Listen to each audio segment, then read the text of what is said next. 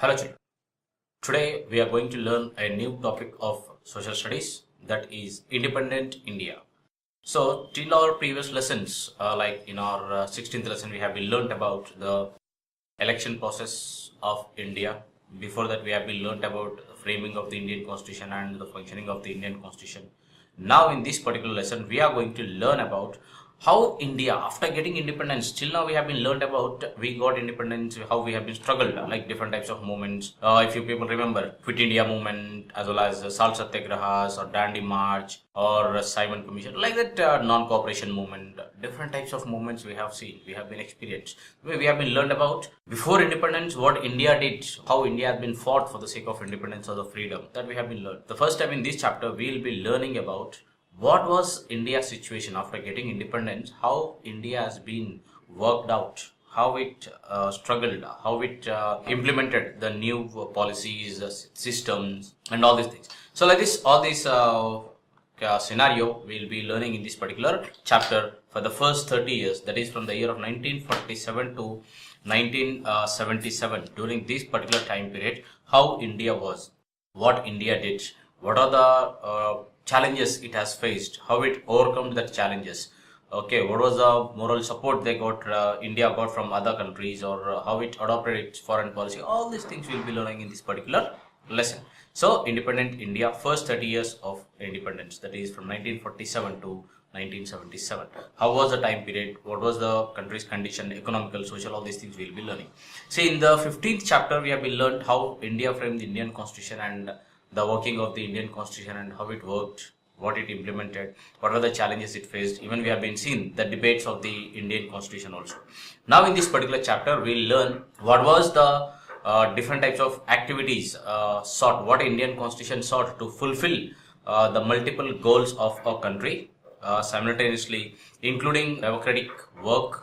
Along with that, even the unification and the creation of different states, political parties, political communities, social and economical changes, social and economical progress or unity, as well as along with that, even creating awareness among the people, illiteracy, like this, how it has been overcome all these problems will be learning in this particular chapter. So, the same way here, at the early years of the independence, generally, it was arguably defining period in India's post-independence history. Like after getting independence, whatever the conditions it has been faced, what are the situation it has been faced, like how it has been, what it has been did to maintain unity as well as integrity. So like this, all these things, what are the economical transformations? See, for example, the first thing is what it did for the unity and integrity. And next is what are the precautions taken for the economical change. Okay, what was the conditions of the social changes? Okay, then democratic system, how it's implemented. So like this, different types of activities that have been came upon, and by coming upon all these things, particularly in this chapter, we'll be learning about three dimensions. Okay, three different issues what our country has been experienced after getting independence. That is, the first one is constitution, and second thing is democracy, and the third one is how it solved the issues and nation building. Okay, these are the three concepts what a country has been experienced or country has been faced and how it overcome. All these things we'll be learning in this particular chapter. So first of all, before going to the topic, we'll be learning about as I said, it has been overcome many of the challenges, it faced many of the problems, it has been solved many of the issues, and then it made its own position across in the entire world. Even though it has been once you people just imagine what will be the condition of a country when it has been came out of a colonial rule. Under the colonial rule, it was more than 200 years. So after coming out of this colonial rule for more than 200 years, what type of situation it has been experienced, how it has been overcome, and what was the challenge it has been faced. Like this, all these issues we'll be learning. So now we'll be learning something about the first general elections. Okay, first general elections was held in the year of 1952. All of us know that. We have been learned in our previous class only. In our previous lesson, we have been learned about the election and the election process itself. So, the first general elections to be held under the newly formed constitution, where it was obviously we have been learned in our previous topic that it was very difficult to conduct elections for this huge population and a vast country. So, and even particularly we have different types of people here, diversified population, diversified traditions, culture, caste, religion, and diversified what you can say regions also. So, to conduct elections by overcoming all these situations was a big challenge in front of India. And all of us know that India has been adopted a policy called universal adult franchise. Okay, under this it has been adopted, and at a single slot it has been implemented everything. Say for example, we have developed countries like US as well as Britain also. Even that countries did not adopted this universal adult franchise at a slot. They have been made it in shifts. That means in a different divided into different parts, and not all the time immediately they have been not given. Even if you see, we have a country called Switzerland. Okay, women in Switzerland got voting right in the year of 1971. But in India, by the year of 1950, everyone, the one who has completed 18 years of age, they have got the voting right under this universal adult franchise. So like that, it has been implemented at a stretch. That was also a big challenge. So in the first general elections, majority of the people, most of the people were what we can say uneducated, and even they doesn't know how to vote and all these things. So like this, we have faced some of the problems in this first general elections. What are the problems that we'll be seeing now? So the first thing is most of the people are illiterate. Okay, then different regions, caste, gender, etc. Like this, these are also different types of problems are also we have been faced. At the same time, now the big question, even they have been, we learned that we have been created EC, Election Commission. Okay, so Election Commission is a body who will be conducting election. That also we have been learned.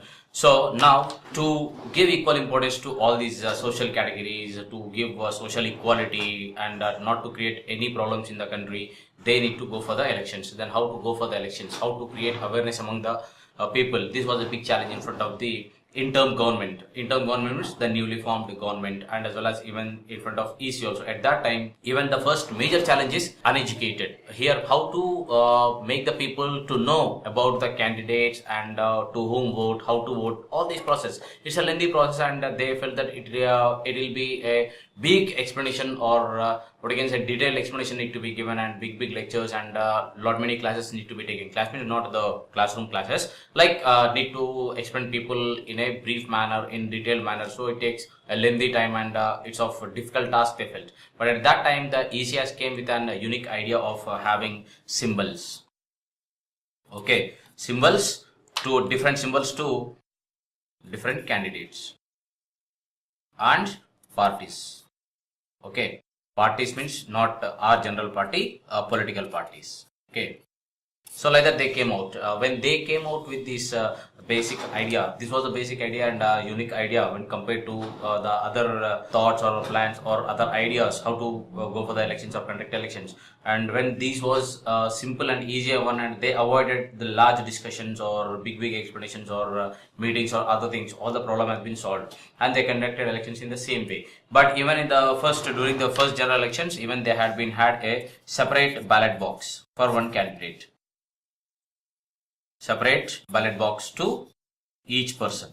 Okay, and their symbol is sticked on the box. Separate box, and their symbol is like sticked on the box. Okay, and just only the voter need to come. They need to fold the ballot paper and keep in that particular box. Whatever the ballot papers are in this box, that votes are considered to this particular person. So like that, they have been made arrangements, and even preparing electoral roll was also difficult for them.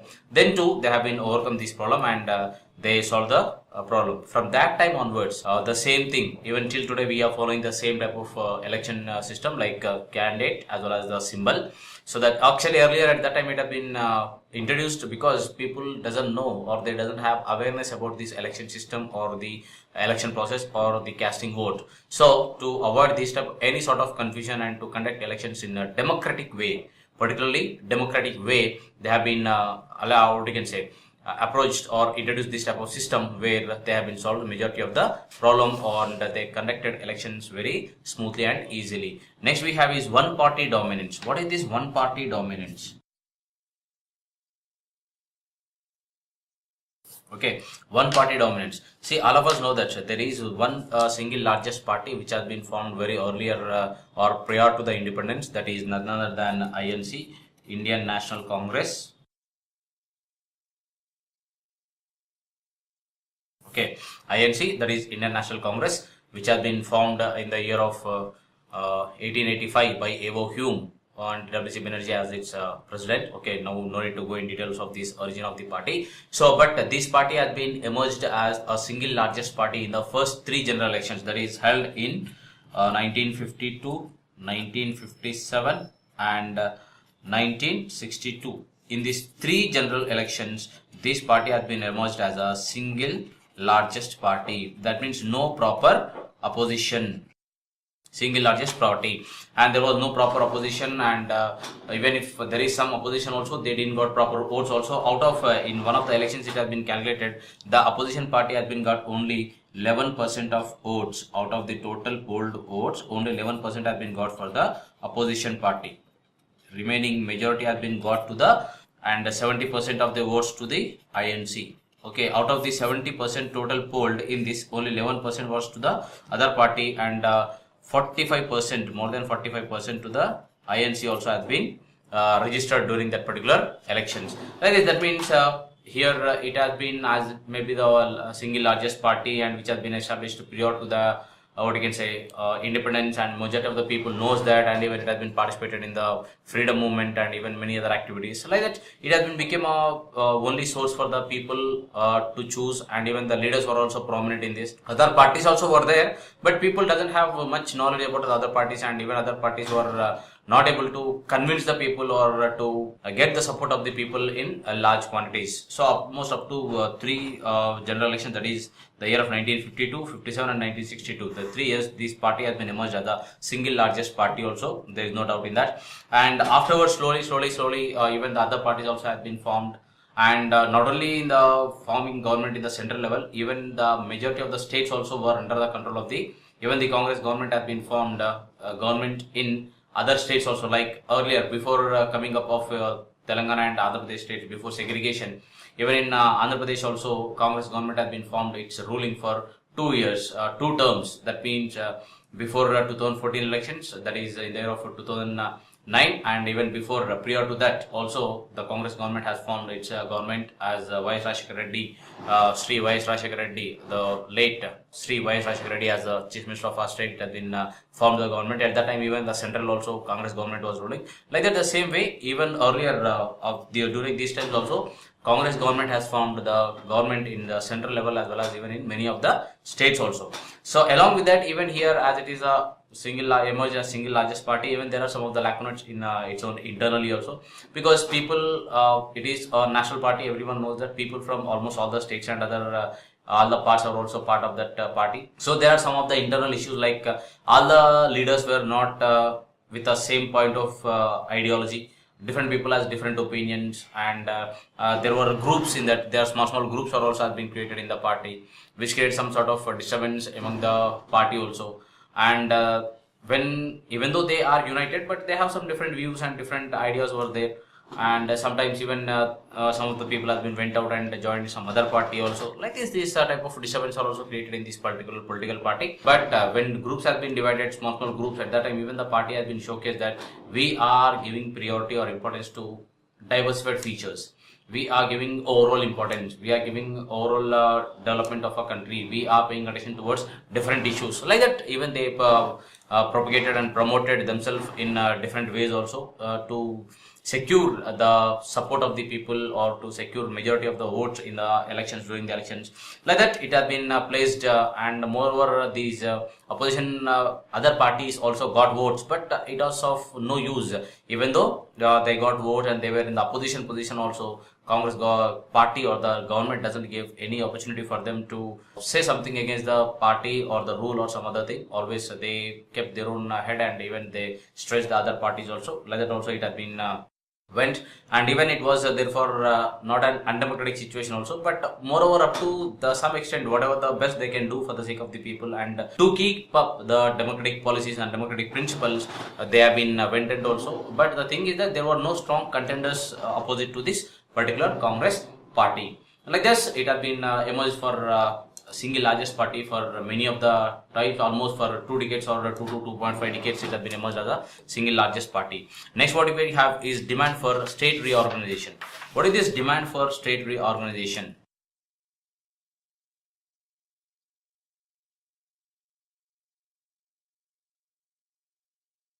Demand for state reorganization. That means, see here, before independence it was a colonial rule. Even after independence, here the country India was in presidencies. There are 3 large presidencies, that is Calcutta, Madras and Bombay. Okay, apart from these 3 presidencies, a number of princely states were also there. Princely states and some of the large states which we call as central provinces. Like this it was completely was, and most of the large part of these country was princely states also were there. Out of these people were in each presidency, say for example in Madras presidency, if we speak about Madras presidency, there used to be the people who speak Tamil, Malayalam, Telugu, okay, then Gondi, Odisha, okay, like this different languages people used to speak, and Kannada also. Okay, like this people of different languages were in one particular presidency. At that particular time period, people has been thought to have a separate state based on a language. So here 2 issues were there. Actually Congress was in support of this state reorganization or the reorganization of the country into different states based on the language, that which has been promised before the elections. But after elections it was not showing that much of interest, or they are not paying that much of attention to reorganize the country into states based on the language, because they felt that recently we have been got independence, and if we divide the country again there may be a problem for the national unity or the national integration. They felt that, and they were not paying that attention. They are approved for that. Actually Jawaharlal Nehru was not opposed for these linguistic states, but he was in support. But he said, or he felt that it is not the right time for dividing the country into states, so that again it may be we are what you can say, dividing the people or bifurcating the people or segregating people from one another based on the language, so that it may create a loss, or it may be a danger to the national unity or the national integrity of a country. He felt, and he was not paying attention at that particular time period.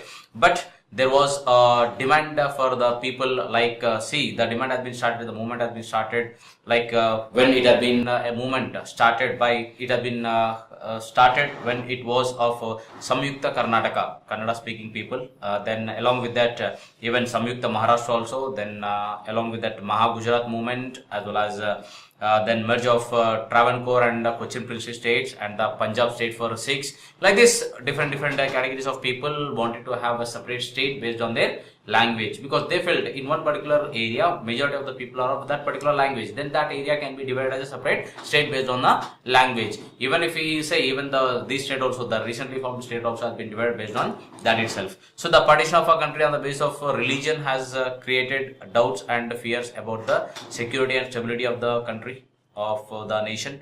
Then along with that, even the people also may change their identities from national unity to individual unit. Like that, even they have been felt, and many of the problems have been started at that particular time period. Actually many of the resolutions have been passed, but the movement has been went strong when the Telugu speaking people through Telugu Mahasabhas, which have been very active before independence and even after independence also.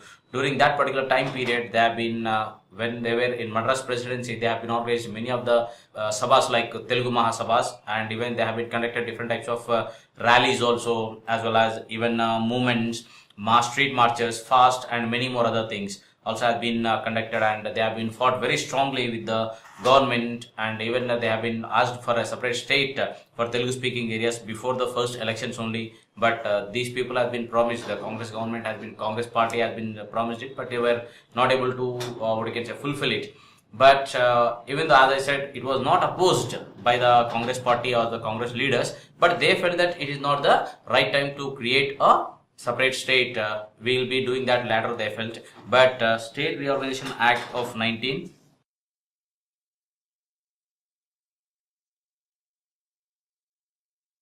Okay, State Reorganization Act 1956. So during this particular time period, according to this act, the states have been divided based on the language, linguistic. So this has been done by a great person. So that is Mr. Potti Sriramulu. Okay, so he is a person from Andhra Pradesh who was residing in Madras Presidency, and for demanding for the forming of a separate Telugu speaking state, he began hunger strike. Nirahara Diksha. Okay, which we call as Nirahara Diksha. Amarana Nirahara Diksha. Not just Nirahara Diksha, Amarana Nirahara Diksha. Okay, so hunger strike, and then in the 15th December, okay, 1952, he had been expired after fasting for 58 days. For 58 days, he has did that strike. Amarana Nirahara Diksha or hunger strike for 58 days, and on 15th December 1952 he has died. Okay, and then immediately the state has been segregated. Andhra Pradesh as well as the Tamil Nadu states were separated in August 1953. August 1953, Andhra and Tamil Nadu states were created. Okay, along with that, when the movement has been become very stronger at that particular time period, there have been set up a commission called SRC, State Reorganization Commission. State Reorganization Commission. Okay, it has been set up in the year of 1953, and the people, there were 3 people who were headed this what you can say State Reorganization Committee. They are Mr. Fazli Ali, K.M. Panikkar, and Hridayanath Kunjru, and Mr. Hridayanath Kunjru. These are the 3 people who headed these SRC, State Reorganization Commission, and they have been submitted a report. On the base of its report, in the year of 1956, the Indian territory or the Indian peninsula or the Indian country has divided into 14 states and 6 union territories. Okay, when India has been formed into different states or languages at that particular time period, these have been happened. 14 states and 6 union territories were created, and based on that, at that particular time period, they have been considered only the major languages or the largest speaking or the largest force of the language which is spoken by the people, like Telugu, Tamil, Marathi, Kannada, okay, Malayalam. So like this, these languages have been segregated, they have been formed the states. Like we have some of the tribal languages which we call as Gondi and Santali or Oran. They were not taken into account. Only languages like Tamil or Telugu spoken by dominant or powerful population were considered. And the creation of linguistic states was an example how popular will triumphed and also showed how politics resolved a problem. Okay, looking back to today, linguistic reorganization actually helped consolidate India and did not necessarily weaken India as expected. So that means even after reorganization of the states also, even when the states have been created based on the language or the linguistic states have been created, it doesn't created any disintegration in the country, even though how the people were united and how the national integrity or the national unity was kept up before, when the country was not divided into linguistic states, feel the same thought and the same what you can say development and the same prosperity and honor and respect of a nation has been went up. Even now we can say, so at the time of, in the year of 1956, they have been created only 14 states and 6 union territories. Later on, the last division of a country was happened in the year of 2014, that is 29 states and 7 union territories. Okay, this is the current scenario of our country. Later on again, like see for example, Uttar Pradesh has been divided into other states like Uttarakhand, as well as other parts also. Bihar is divided into other parts also, as well as even Assam was divided into 2 or more states like Assam and Mizoram, something like that. That means Here to create, like Andhra Pradesh are divided into two states like Andhra Pradesh and Telangana. So like this, the state reorganization committee or commission has been recommended the country to divide the country into smaller parts so that we can rule the country more and more efficiently also. See, even in your school, there are many students. As I know, say for example, in 10th standard, if you are 70 students, is it possible for accommodating 70 students in one classroom and to teach and to give best result? It may be possible only in some of the cases, in some of the times, not all the cases, all the time. So that's the reason what we will be doing. These 70 students will be dividing into different sections. Okay, accordingly, maybe 3 or 4 or at least 2 sections. As I know, at least 2 sections, 35 in a section, so that it will be easier to manage, to control, as well as to give input and to expect some output. So that will be the better one. So like this, different types of changes has been happened after during the first half of the 30 years of the independence. That is from 1947 to 1950 as well as 1960, the first half of the time period or the first decades of the independence, we can say. Even India, by experiencing this type of internal issues and some of the external issues like the A issue with China regarding the border issue, and A issue with Pakistan, like again the border issue or a Kashmir issue. So like this, this type of internal as well as external issues also, they are controlling with in a learning process, by experimenting and learning process. Along with that, even they have been achieved the social as well as economical and all-round development of a nation in all the sectors, up to the extent whatever they can give the best out of the have resources. Okay, so slowly we are achieving the progress and moving towards ahead and taking our country ahead upwards. So like this, here till now we have been learned about like how the demand of state reorganization has been happened, what was the response reason, and how the states have been created, and we have been learned even about how constitution has been implemented, how elections were conducted, what type of challenges we have been faced after emerging. See, we got independence in the year of 1947. India got independence in the year of 1947, but it became republic in the year of 1950. Okay, so we consider 1950 only for all the major changes or activities, because from there onwards only we are ruling ourselves for 100%. Till this 1950, till 1947, 48, 49, whatever it might be, from that time to this time, we were following the constitution, which was not having a perfect shape and picture of a constitution. Then we are going with that. Next, we will be learning about social and economic changes of this particular time period of 1947 to 1977.